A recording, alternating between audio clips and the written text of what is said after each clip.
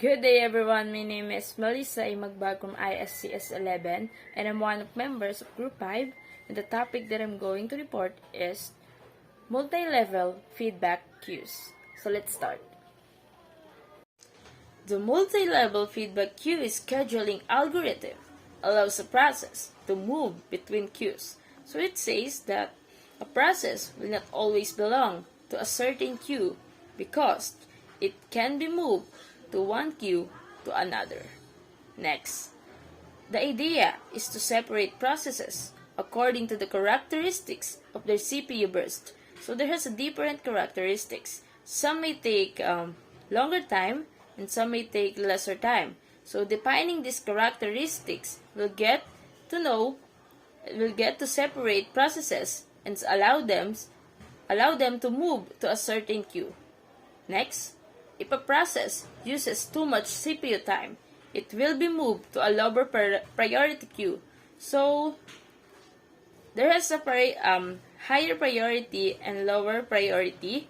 So, the lower priority will always wait to a higher priority to be done or to be completed to be able to the lower priority to process. So, if the higher priority uses too much CPU time, it can be moved to a priority. The process will be moved to a lower priority queue so that all of the queues will get to process. Next, this scheme leaves I/O bound and interactive processes in the higher priority queues. Next, in addition, a process that waits too long in a lower priority queue may be moved to a higher priority queue. So just like what I said, so if the process took so much time, so the lower priority will have a chance to move to higher priority so that it can be processed. So next.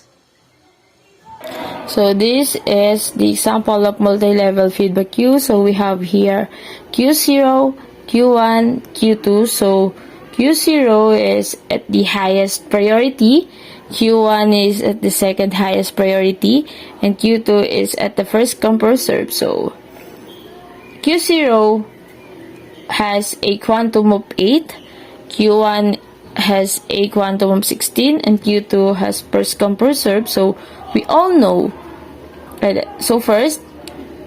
the highest priority will be allowed to be processed first. So if the process in this queue of 0 is done, only then the Q1 will be processed next. And same thing, if the process in the Q1 is completed or done, the Q2 will be processed. So as we explained earlier, there is a possibility that the queue will be moved to another. So let's assume this. So in this Q0 we have quantum of 8 milliseconds, and the Q1 we have quantum of 16 milliseconds, and Q2 we have first come first serve.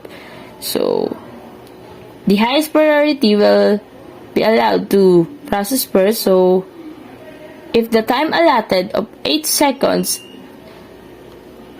and the process in this Q0 is finished within the time, it's great. And if it's not